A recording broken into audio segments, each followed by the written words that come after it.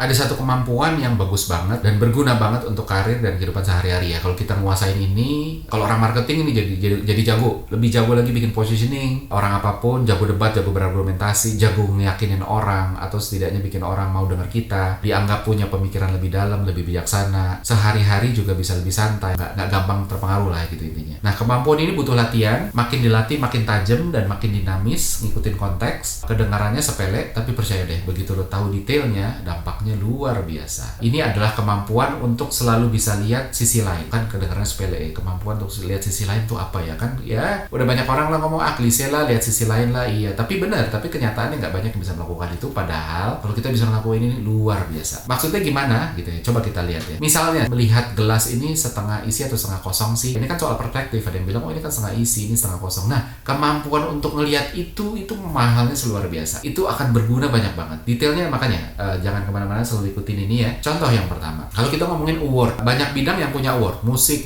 film, marketing, produk, advertising, apapun. Lalu seringkali kita respect banget, kita menghormati orang-orang yang dapat award lebih dari yang nggak dapat award. Seolah-olah yang nggak dapat award ini jelek. Oh iya jelas, orang dia dapat award ini enggak. Yang dapat award ini pasti bagus. Yang nggak dapat award kayaknya nggak bagus deh. Padahal kalau balik lagi dilihat, award ini kan standar yang dibikin oleh panitianya, siapapun panitianya itu. Apa lalu itu paling benar? Belum tentu juga. Itu masalah perspektif. Ya terserah dia mau bikin standar boleh-boleh aja. Gue nggak bilang itu salah. Tapi ya itu standar. Ini cuma soal bagus menurut standar itu, tapi apa standar itu standar yang paling benar kan subjektif. Ini cara lain melihat. Jadi bukan berarti orang yang nggak menang award itu jelek. Bukan berarti orang yang nggak dapat appreciation, employee of the month itu jelek. Enggak. Employee of the month ini adalah penghargaan berdasarkan standar yang ditentuin oleh manajemen. Tapi apakah dia jelek? Belum tentu. Kalau manajemennya jelek terus gimana? Terus lo jadi ikut standar yang jelek kan gitu ya. Jadi ini perspektif untuk melihat hal lain. Bahwa segala sesuatu bisa dilihat dari sisi lain, dan kemampuan untuk bisa melihat ini akan membuat kita agility untuk selalu lihat gitu. Sama kayak perempuan Indonesia atau Asia lah ya, suka kulit putih, sehingga kalau kulitnya nggak putih dianggap nggak menarik. Sementara putih,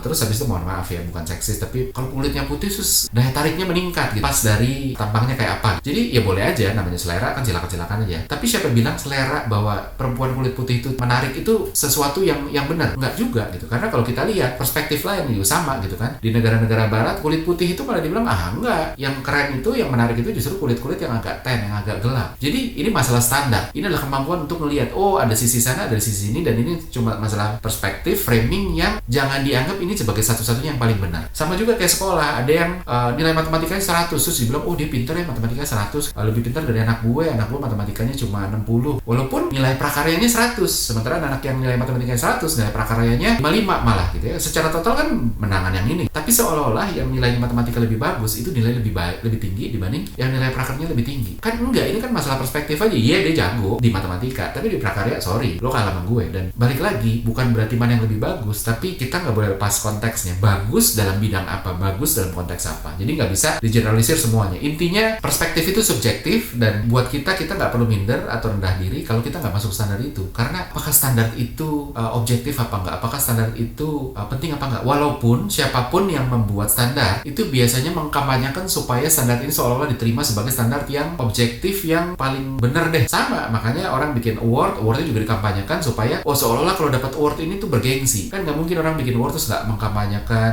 nggak bikin lo keren lo dapat award. Enggak. Pasti dia pengen kampanyein supaya ini diterima. Dulu gue pernah baca salah satu tulisan senior gue, ini menarik ya. Dia nulis tentang namanya Mas Jito. Dia nulis tentang perang modern itu udah nggak pakai senjata lagi. Tapi perang modern itu adalah perangnya terjadi di otak dengan menginvasi pikiran orang melalui standar yang kita buat. Seolah-olah kalau standar kayak begitu, lo kalah. Termasuk makanya orang Indonesia banyak yang minder sama expat, apalagi bule-bule. Mikirnya dia kan lebih jago, lebih pintar. Maaf, bule yang di bawah kita juga banyaknya ampun-ampunan gitu ya. Jadi ini bukan masalah itu tadi, dan kemampuan untuk melihat itu luar biasa. Nanti kita bahas lebih dalam ya. Contoh lain lagi, ini juga yang sering. Ada bos yang kasar gitu ya, marah-marah, bikin karyawan baper. Wah, pokoknya salah dikit dimarah-marahin sampai karyawannya baper, terus resign. Terus bosnya bilang, tuh lihat tuh generasi sekarang lembek banget gitu ya.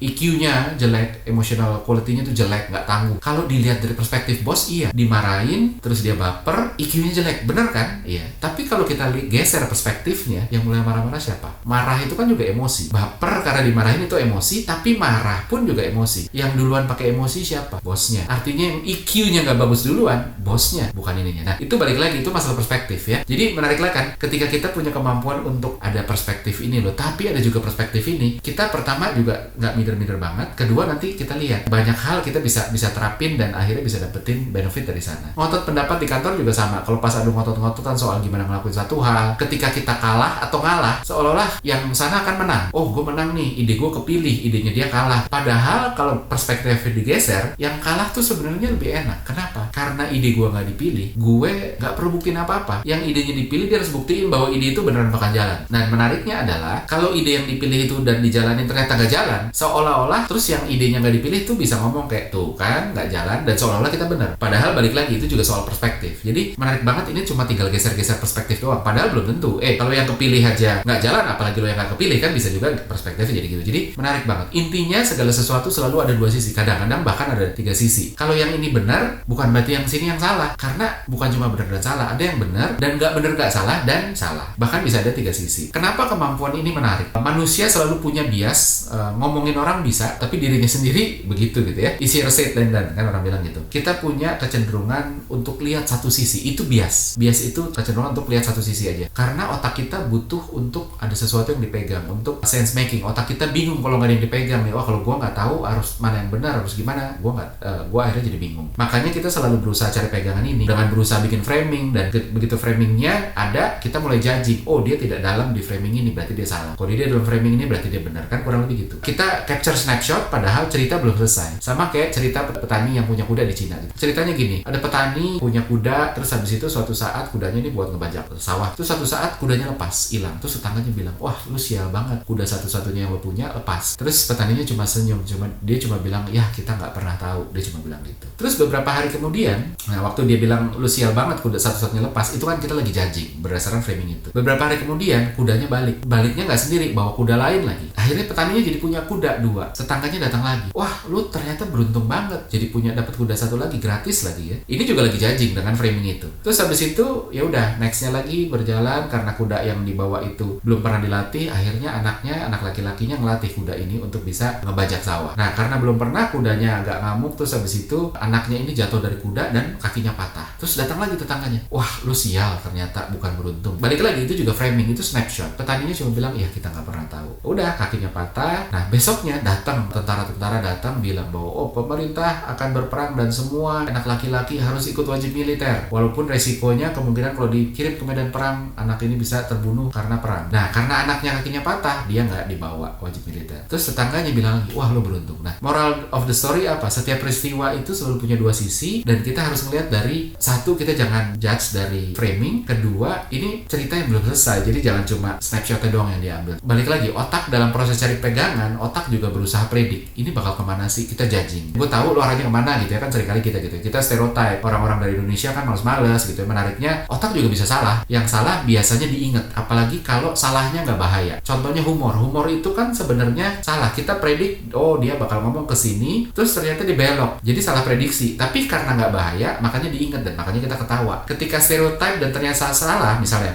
ini nih satu-satunya orang Indonesia yang nggak males. Ini nih satu-satunya orang Batak yang ngomongnya kayak orang Jawa. Itu kan jadi diingat. Bayangin kalau kita punya kemampuan ini. Buat kerjaan, pertama bikin positioning. Ketemu angle yang tidak terprediksi karena kita pinter ke geser-geser framing gitu ya, ngegeser-geser perspektif, tapi masih make sense. Yang kedua, ketika kita discuss di kantor, kita come up dengan sesuatu yang nggak terduga, tapi make sense. Yang ketiga, dengan 2 itu, kita bakalan diingat kerjaan kita pun juga. Karena apa? Karena itu tadi, otak berusaha predik dan prediksinya meleset, tapi nggak berbahaya, dan ini make sense lagi. Akhirnya kita jadi lebih diingat. Buat pribadi, kita juga jadi lebih tenang, nggak capek dengar omongan orang, wah lu kok gini, lu kok gitu ya. Itu kan masalah perspektif aja. Kita lebih yakin sama apapun yang kita yakinin karena selalu ada sisi lain. Ini kan tergantung perspektif. Nah, pertanyaan besarnya adalah gimana caranya untuk punya kemampuan itu. Yang pertama adalah open mind gitu, open minded. Mau dengerin dulu, mau unlearn dulu apa yang kita udah punya. Ketika dengerin sesuatu, dengerin pendapat orang lain, nggak berarti kita ngaminin pendapat dia, tapi kita nggak akan pernah ngerti pendapatnya kalau kita start dengan menjudging berdasarkan mengadu. Oh, dia pendapatnya itu, pendapat gue ini, oh salah nih, gue tolak deh. Ya akhirnya kita nggak akan pernah ngerti. Jadi lepas lepas dulu apa yang kita pikirin, jangan dijudge dulu. Oke, serap dulu, berusaha ngerti kenapa ya dia datang dengan pemikiran begini yang berbeda sama gue. Apa jangan-jangan perspektifnya beda. Nah, di situ kan akhirnya jadi kesempatan untuk lihat perspektif bedanya keluar. Kedua adalah butuh kedewasaan untuk bisa melihat gitu bahwa ada sisi lain yang bisa jalanin selain sisi kita gitu. Bukan kita doang yang benar. Masa benar aja mau sendirian sih? Orang lain kan juga boleh benar dan orang lain juga bisa benar dengan perspektif yang bisa sama bisa berbeda. Dan untuk itu kita bisa lihat kebenaran dari sisi lain. Jadi harus lepas dulu pendapat bahwa kita paling benar. Kalau kita udah mikir bahwa gue paling benar, maka kita nggak akan pernah bisa lihat sisi lain. Empathy itu juga perlu dilatih, ngebayangin ada sisi apa lagi sih selain ini gitu. Nah, bayangin, jadi balik lagi tadi pas kita awal mulai, kita mikir bahwa kemampuan melihat sisi lain itu aduh klise lah, udah banyak lah. Nah, tapi gue bisa jelasin bahwa luar biasa ketika kita punya ini di otak itu luar biasa karena ini sesuatu yang tidak terprediksi tapi make sense, sehingga otak akan ingat itu sebagai sesuatu yang luar biasa dan akhirnya bisa beneficial buat kita baik untuk kerjaan maupun untuk pribadi.